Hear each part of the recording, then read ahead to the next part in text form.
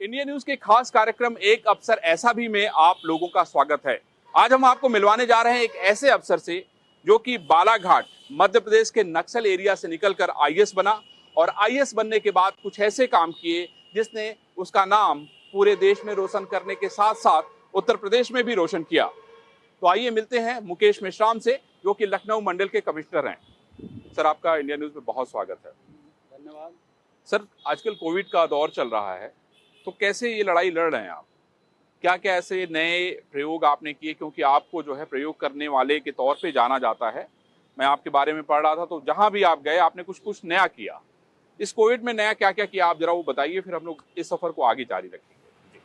Covid में मुख्य रूप से गवर्नमेंट के अलावा या शासन के अलावा ये मानना है कि जनता का बहुत बड़ा रोल है इसमें, और जनता को किस तरीके से हम समझदार बनाएं ताकि वो अपनी रक्षा के लिए भी खुद आगे आकर के काम कर सके। ये एक बड़ा काम पूरा अवेयरनेस के माध्यम से किया जा रहा है। लेकिन आप देखेंगे कि जिस समय लॉकडाउन प्रारंभ हुआ था उस समय एक बहुत बड़ी चुनौती प्रशासन के सामने थी कि अच्छी खासी संख्या में जो लोग हैं उन लोगों को किस तरीके से लॉकडाउन का पालन कराएं, क्योंकि पूरा मंडल में हमारे 6 जनपद पड़ते हैं और इसके लिए लगातार स्टेट गवर्नमेंट ने भी बहुत सारे प्रोटोकॉल्स जारी किए थे। भारत सरकार की बहुत सारी गाइडलाइंस थी लॉकडाउन के लिए। उसका पालन कराने के अलावा जो लोग घरों में बंद हो गए थे, फिर उनके लिए खाने पीने की सामान मुहैया कराना, तो खासतौर पे आवश्यक वस्तुओं की सप्लाई किसी भी तरीके से बाधित ना हो, इसके लिए हमने यहाँ पे जैसे स्विगी, जोमेटो और साथ ही साथ बहुत सारे जो ऑनलाइन स्टोर्स होते हैं या जो पोर्टल्स हैं उन सब का इस्तेमाल करते हुए करीब 10,000 लोगों को यहाँ पर रनर के तौर पर लगाया था पूरे शहर में, जो घर घर जा कर के सप्लाई दे सके। और इसके अलावा हमने छोटे छोटे बहुत सारे एक्सपेरिमेंट्स किए कि किस तरीके से अक्षय पात्र फाउंडेशन को लगा करके जो उनका एक किचन मिड डे मील के लिए चलता था, तो उसके माध्यम से हम लगभग 50,000 लोगों को मील्स घर बैठे गर्मा गर्म मील्स उनके जो कंटेनर्स हैं और उनकी गाड़ियां हैं उनके माध्यम से पहुंचा सके। जनता को जोड़ने के लिए CSR फंड से बहुत सारी सुविधाएं हमने लिए और लोग ज़्यादा से ज़्यादा तादाद में इसमें आगे बढ़े भी। बहुत सारे जो सामाजिक और धार्मिक संगठन हैं उन्होंने भी इसमें इन्वॉल्व हुए, कम्युनिटी किचन्स चलाए गए और जैसा कि पूरे देश भर में किया गया। लेकिन 2-3 चीज़ें जो यूनिक टाइप की हम लोगों ने की, उसमें ये था कि सखी वाहन, 5 सखी वाहन जो पिंक वैन के नाम से हमने चलवाया, तो उसमें लोगों को खासतौर पे सैनिटरी पैड्स पहुंचाने के लिए महिलाओं को, क्योंकि वो घरों में जब बंद हो गई थी तो जो बस्तियां हैं, मलिन बस्तियां हैं या विमेन हॉस्टल्स हैं या जो और बहुत सारे ऐसे अनाथ आश्रम हैं, उन सब जगहों पर हमने सैनिटरी पैड बनाने वाली कंपनी से बात की। बहुत सारा तो उन्होंने फ्री में दिया और बाकी जो है लोगों के दान से हम लोगों ने प्राप्त करके लाखों की तादाद में, समझ लीजिए कि लगभग 5 लाख से ज़्यादा ऐसे पैड्स हमने यहाँ पे शहर में बंटवाए थे। इसी तरीके से टोटल अगर हम मिला लें तो अलग अलग दिन में कभी 3 लाख भोजन के पैकेट्स बनाते थे, कभी उससे भी ज़्यादा बनाते थे। इसमें राधा स्वामी सत्संग हो, खाटू श्याम हो या युग निर्माण योजना वाले हों, चाहे विवेकानंद आश्रम वाले हों, ये सभी लोगों ने मिलकर के इसमें सहयोग दिया सरकार का। इनको सबको एक प्लेटफॉर्म पर लेके जानवरों को लेके भी आपने बड़ा अच्छा काम किया। बहुत सारे आर्टिकल्स हमने पढ़े कि पता चला जब आप घर से निकलते हैं तो भोजन अपने साथ रखते हैं, 5-6 चौराहों पे रुकते हैं और जो कुत्ते होते हैं जो जिनको आप उस समय कोई सुविधा नहीं थी, बेचारे कोई खाना नहीं देता था, ऐसे लोगों के लिए भी लोगों से टाई अप किया। ये मन में आपके कैसे आया? देखिए, एक दिन मैं जब लॉकडाउन चालू हुआ था और फिर मैं घर वापस जा रहा था तो देखा कि रात के समय, अमूमन रात में ही लौटना होता था, 11 बज जाते थे, 12 बज जाते थे। उस टाइम पर मैंने देखा कि बहुत सारे चौराहों पर कुत्ते जमा हैं, इधर उधर घूम रहे हैं। और चूंकि रेस्टोरेंट्स बंद थे, होटल्स बंद थे, बहुत सारे ढाबे या हम कह सकते हैं कि खोमचे भी बंद थे, तो फिर फाइनली ये देखा गया कि ये कहीं आक्रामक ना हो जाएं, हिंसक ना हो जाएं, इनको कुछ न कुछ मिलना चाहिए। क्योंकि ऐसे टाइम में जब पूरा का पूरा शहर में एकदम सन्नाटा हो, लोग घरों से नहीं निकल रहे हो, तो फिर हमने उस टाइम तो मेरे गाड़ी में अक्सर बिस्किट या इस तरीके के पैकेट रहते थे खाने वाने का, क्योंकि मैं सुबह निकलता था, शाम तक ही लौटता था। तो मैंने फिर उस दिन तो उनको दे दिया कुछ कुत्तों को, लेकिन मुझे लगा कि इसको कैसे हम एक ऑर्गेनाइज्ड वे में चलाएं। तो पशु मित्र नाम से एक प्लेटफॉर्म बना करके शहर के जितने भी लोग हैं जो पशुओं के लिए काम करते हैं, तो उसमें गायों के लिए काम करने वाले या बंदरों के लिए काम करने वाले, श्वानों के लिए काम करने वाले, ऐसे सभी संगठनों को जोड़ा गया, पशु प्रेमियों को जोड़ा गया। और मैंने देखा कि यहाँ पे इस शहर में सैकड़ों लोग आ गया है, और उन सब लोगों ने मिल करके फिर अपने अपने इलाकों में ये जिम्मेदारी उठाई, और साथ ही साथ हमने नगर निगम को इसमें जोड़ा। और नगर निगम की कई सारी गाड़ियाँ, करीब जो है 50 वाहन लगा करके, उनके बहुत सारे जो कर्मचारी उनको भी लगा करके इसमें हमने पेडिग्री का या जो उनका भोजन होता है उसका भी इंतजाम कराया, केलों का इंतजाम कराया, फलों का इंतजाम कराया, चने का इंतजाम कराया, बिस्किट के पैकेट्स मांगे तो बहुत सारे बिस्किट निर्माता कंपनियों ने भी ये दान में दे दिया, और ये सब हमने बंटवाया। तो लगातार हमने 2 महीने से ज़्यादा अवधि के लिए ये सभी के सभी, और इसको फिर पूरे मंडल में भी हमने रिप्लिकेट किया। सर, अभी अगर हम लखनऊ मंडल की बात करें तो अभी आपको सबसे बड़ी चुनौती क्या लग रही है? क्योंकि नंबर्स जो है, बहुत कोशिश हो रही है लेकिन नंबर्स जो है कम होने का नाम नहीं ले रहे हैं। आप देखिए रोज किसी न किसी की मौत हो रही है, मरने वालों की आंकड़ों की में कमी तो आई है, इसमें कोई शक नहीं है।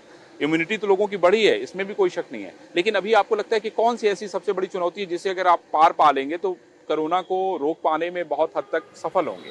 देखिए, पूरे मंडल में अगर हम देखें तो 6 जो जिले हैं हमारे यहाँ पे, बाकी जिले अमूमन ग्रामीण पृष्ठभूमि के हैं, तो ग्रामीण क्षेत्रों में इसका उतने इंसिडेंसेस या उतनी इसकी चुनौती ज़्यादा नहीं है। लेकिन फिर भी ये है कि धीरे धीरे करके वहाँ सारे इंतजामात करा लिए गए हैं। लखनऊ राजधानी होने के साथ ही साथ ये है कि यहाँ पे प्रदेश के बहुत सारे इलाकों के काफ़ी तादाद में लोग रहने आ गए हैं और रहते हैं। पहले अमूमन जो भी आबादी हम पिछली सेंसस में अगर देखें कि अगर 35 लाख के आसपास आंकलित थी, तो इस बार ये माना जा रहा है कि ये बहुत 60 लाख क्रॉस कर चुकी है।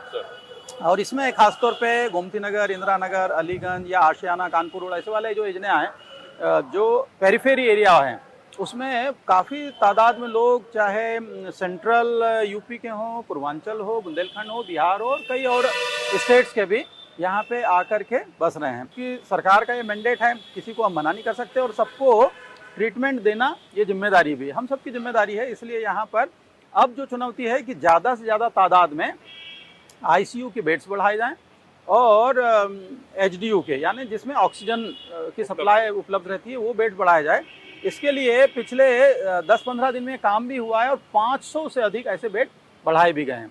खुद इसके लिए जो है हमारे यहाँ के उच्च अधिकारी, प्रशासन, डीएम, हम सब मिलकर के इन सभी हॉस्पिटल्स में गए, वहाँ के प्रबंधन से बात की, वहाँ के जो कर्ता धर्ता हैं उनसे बातचीत की, और वो लोग को एग्री किया, और अब हमारे यहाँ पे संख्या भी काफ़ी बढ़ गई है।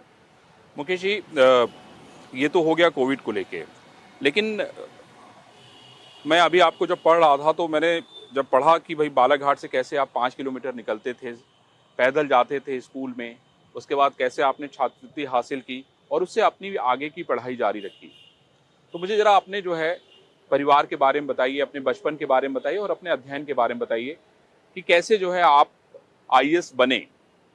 ऐसी कौन सी प्रेरणा थी जिसने आपको आईएएस बना दिया? स्कूल में था 6वीं क्लास में, तो मुझे गीता प्रेस की कुछ पुस्तकें मिली। अच्छा। जो वीर बालक, चोखी कहानियाँ, सच्चे बालक, इस तरीके से वो बड़ी प्रेरणादायक थी कि किस तरीके से बच्चों ने अपने अपने क्षेत्र में नाम कमाया, अपनी मेहनत से वो आगे बढ़े।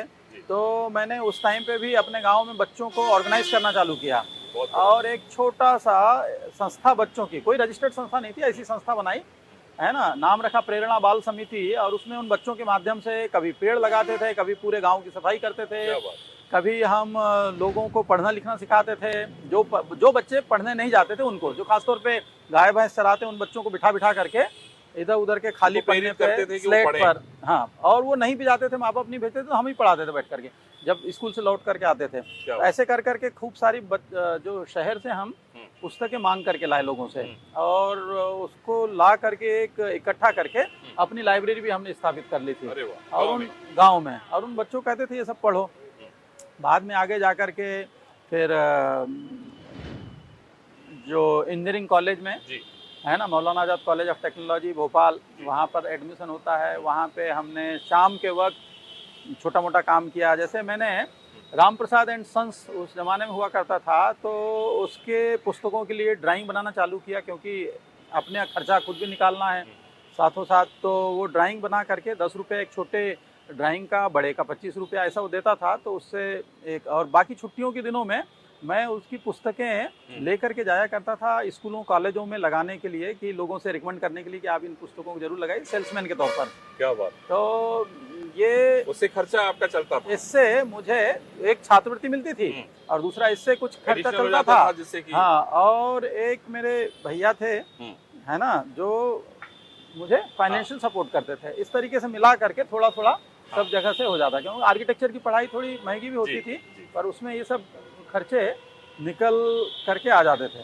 वहाँ से आगे बढ़ते बढ़ते फिर मैं रुड़की से मैंने, हाँ, मास्टर ऑफ आर्किटेक्चर किया। फिर मैं इसरो गया, थुम्बा तिरुवनंतपुरम। अच्छा, हाँ, वहाँ पर मैंने कुछ दिन नहीं, आपने जॉब अपना की। जो प्रेजेंटेशन था वो हिंदी में दिया, उसके लिए भी लड़ाई अलग लड़ी। हाँ, जो रुड़की और यूनिवर्सिटी थी। आर्किटेक्चर में मंदिर हो, भवन हो, उसको लेके आपका जो शोध है, हाँ, खैर वो मुझे पढ़ने का भी तो मौका नहीं मिला है, क्योंकि आप जैसे व्यक्तियों की ही जरूरत है। बहुत सारी चीजें बन रही है नई नई, है कि नहीं?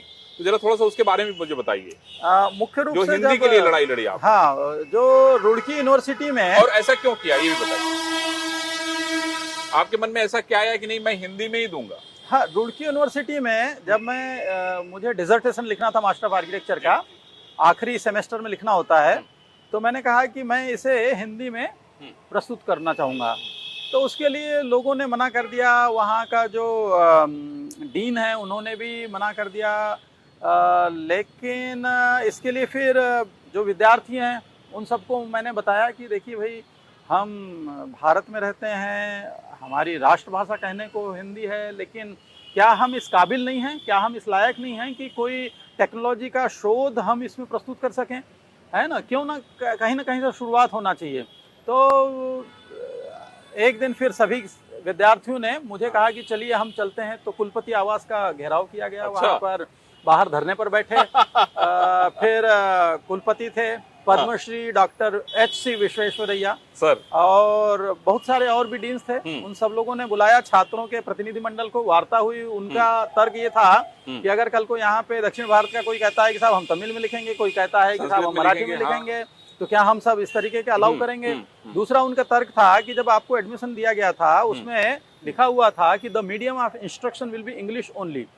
तो मैंने कहा कि देखिए ये ठीक है, मीडियम ऑफ इंस्ट्रक्शन, लेकिन ये कहीं आपने अपने बायलॉज में नहीं लिखा है कि the medium of expression will also be English. तो मैंने कहा कि ये मेरा रिसर्च है, मेरी ओरिजिनलिटी इसमें आनी चाहिए। उसके अलावा मैं चाहता हूँ कि यद्यपि इसमें मेहनत ज्यादा है, तमाम बुक्स जो हैं सब अंग्रेजी में उपलब्ध हैं, और उसमें से मुझे ट्रांसलेट करना पड़ेगा, क्योंकि ज्यादातर उद्धरण कहीं से हम लेंगे अगर बुक से तो सब अंग्रेजी में है। लेकिन मैंने कहा ये मुझे करने दीजिए, क्योंकि मैं ट्रेडिशनल आर्किटेक्चर, वर्नाकुलर आर्किटेक्चर और उसका क्लाइमेटिक तरीके से या हमारी क्लाइमेट में क्या, हाँ, उसके कौन से आर्किटेक्चरल एलिमेंट्स हमने हमेशा टाउन प्लानिंग में या जो बड़े भवन बनाए गए थे उस टाइम पे, ज्यादातर बड़े भवन यानी टेम्पल बनते थे या फिर महल बनते थे, उन सब में ऐसे कौन से एलिमेंट्स है जिनको इस्तेमाल किया और वो कौन सा ट्रेडिशनल नॉलेज है जिसको हम आगे कैरी फॉरवर्ड कर सकते हैं। तो इसके लिए मुझे लगभग 75 ऐसी पुस्तकें भी पढ़नी पड़ी जो बहुत सारी संस्कृत में है, जो बहुत सारी ऐसे है, जैसे मानसार है, मायामत है, वैष्णु आगम है, शैव आगम है, सम्रांगण सूत्रधार है। इस तरीके के तमाम पुस्तकों को पढ़ करके फिर मैंने उनमें से निचोड़ निकाला कि क्यों हम यहाँ पर वास्तु पुरुष मंडल और उसके जो एलिमेंट्स हैं उसके आधार पर हमने डिजाइन कर रखी है।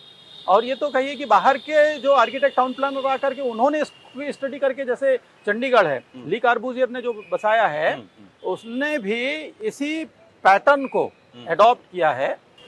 3.5 साल मैंने NIT भोपाल में पढ़ाया है। तो मैं मुख्य रूप से, मेरे पिताजी टीचर थे, मैं टीचर रहा हूँ, मेरे भाई टीचर रहे। परिवार में और कौन कौन था, कितने भाई? परिवार में हम तो काफी सारे, क्योंकि उन दिनों तो बड़ा परिवार होता था, संयुक्त परिवार होता था। संयुक्त परिवार। तो हम लोग सभी 5 भाई और 4 बहनें इतना बड़ा परिवार था और इसी वजह से अक्सर जो है बहुत ही सीमित संसाधनों में गांव में हम लोगों को रहना पड़ता था। कई बार तो ये होता था कि बहुत सारी हमारी फीस जुटाने के लिए जी। हमारी माँ को है ना मजदूरी के लिए दूसरे लोगों के खेत में काम भी करना पड़ता था, और वो लेकिन उसको संभाल करके रखती थी, और फिर वो जब हमको जरूरत होती थी चुप्पे से देती थी कि ये स्कूल की बहुत छोटी फीस होती थी, चाहे वो 8 आना हो 1 रुपया हो, लेकिन वो भी जुटाना उस समय बड़ी चीज़ थी।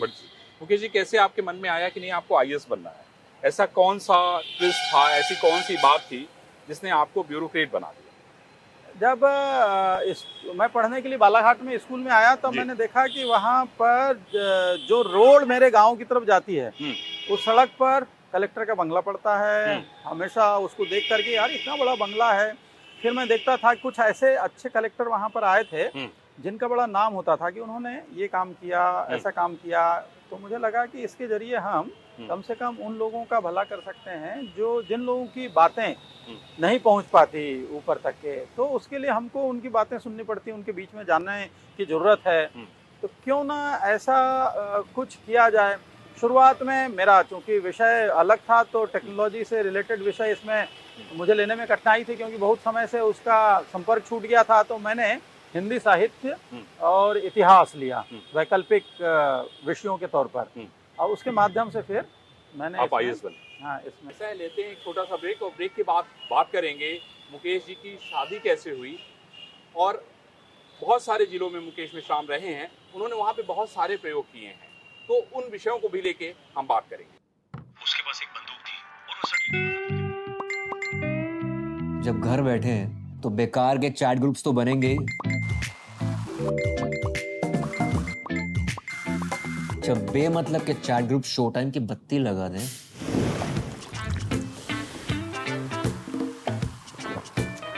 फैमिली के खतरनाक फूफा जी को ऐड करते हैं। शो टाइम पे बकवास हटाओ, स्प्राइट उठाओ। मोहन, तुम्हें धान में शीत ब्लाइट से नुकसान की फिक्र नहीं होती? मैंने मत्सुरी का प्रयोग किया है, इसलिए चैन की बांसुरी बजा रहा हूँ। मत्सुरी दे शीत ब्लाइट से प्रभावी और लंबे समय तक नियंत्रण।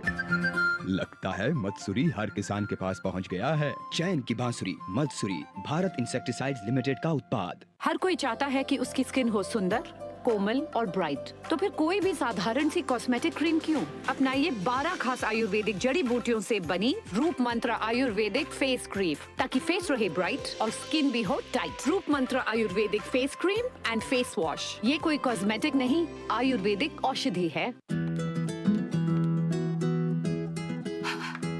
बदबू का खौफ कभी नहीं, क्योंकि अब आया है महकती ताजगी भरा वीको का सौंफ। वीको वज्रदंती अब सौंफ फ्लेवर में। वीको वज्रदंती।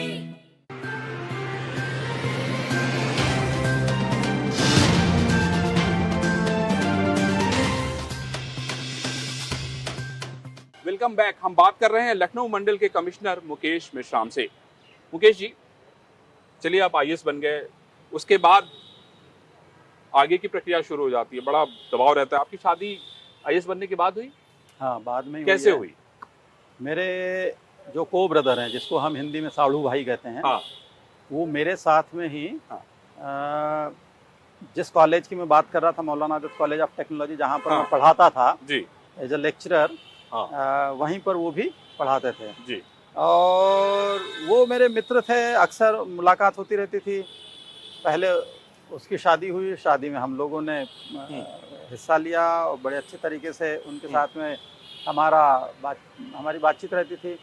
तो जो मेरी पत्नी है वो उनकी साली है। हाँ।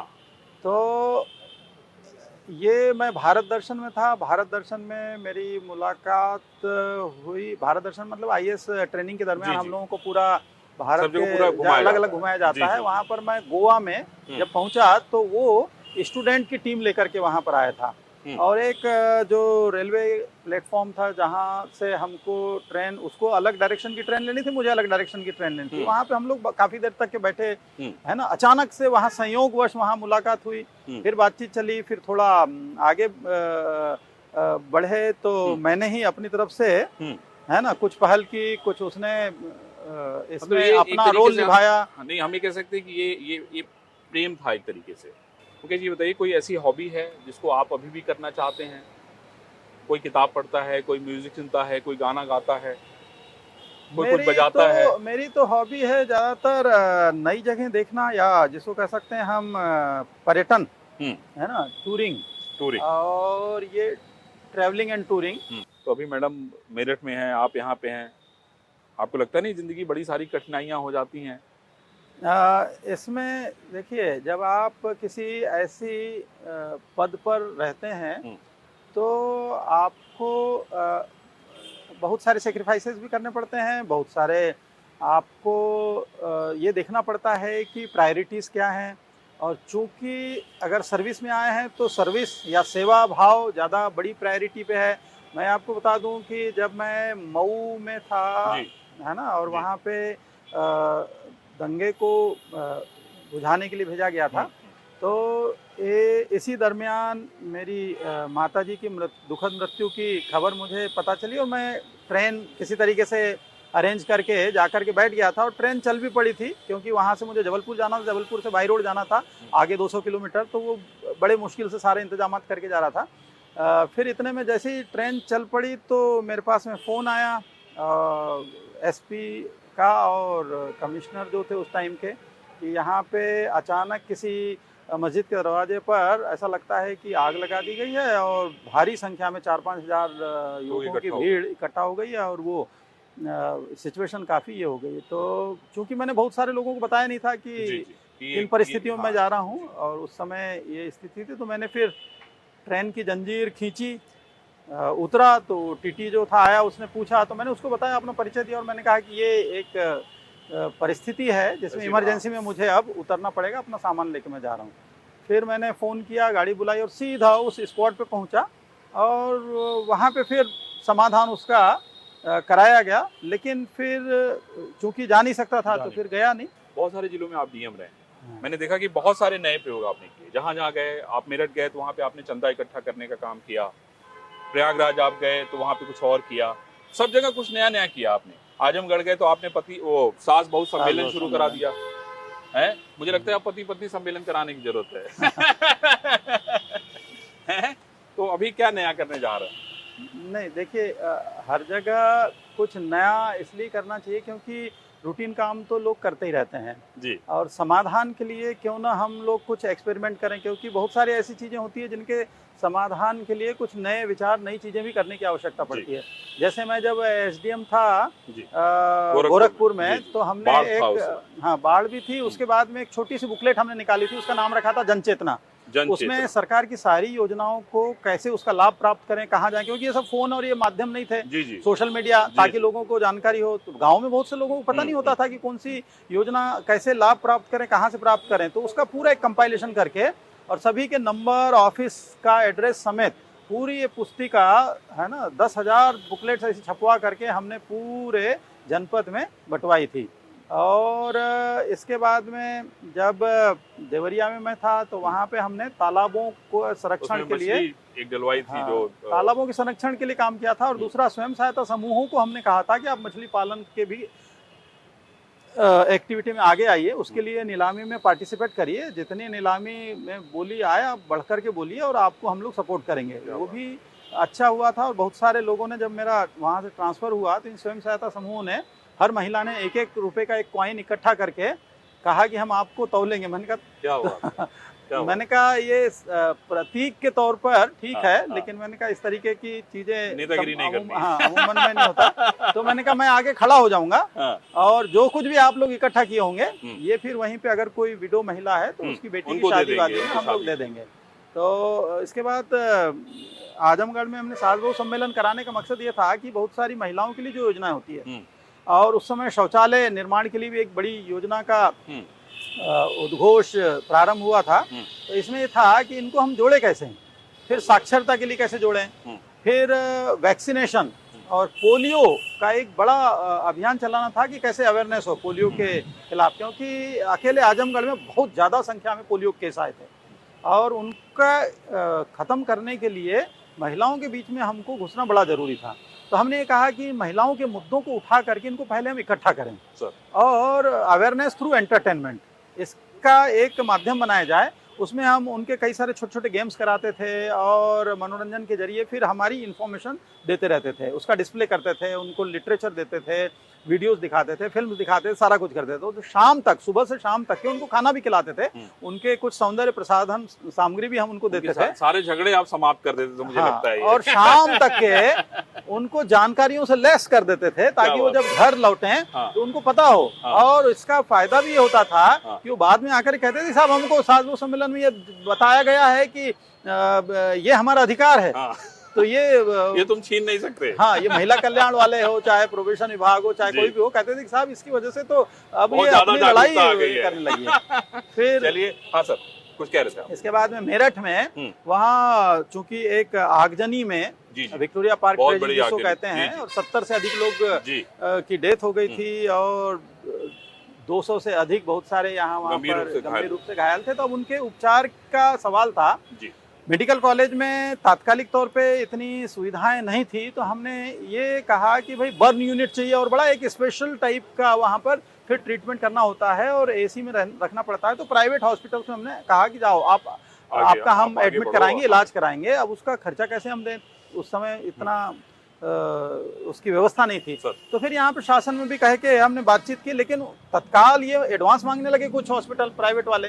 जैसे अपोलो हॉस्पिटल, कैलाश ने तो नहीं मांगा, लेकिन इन सब हॉस्पिटल्स के साथ बातचीत करके हमने फिर ये किया कि एक अलग से फंड बनाया और लोगों से हमने कहा कि इसमें आप डोनेट करिए। ये मानवता के नाते ये मेरी जिम्मेदारी है कि मैं आपके सामने कटोरा लेकर के घूम रहा हूँ, पर अपने लिए नहीं, लोगों की मदद के लिए, है ना, लोगों की मदद के लिए।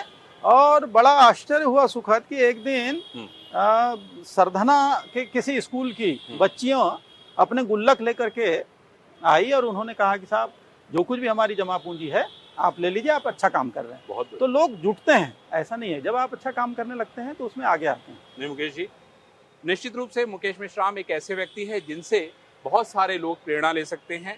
चाहे आईएएस बनने की बात हो, चाहे हिंदी के लिए संघर्ष करने की बात हो, चाहे महिलाओं को सशक्त करने की बात हो।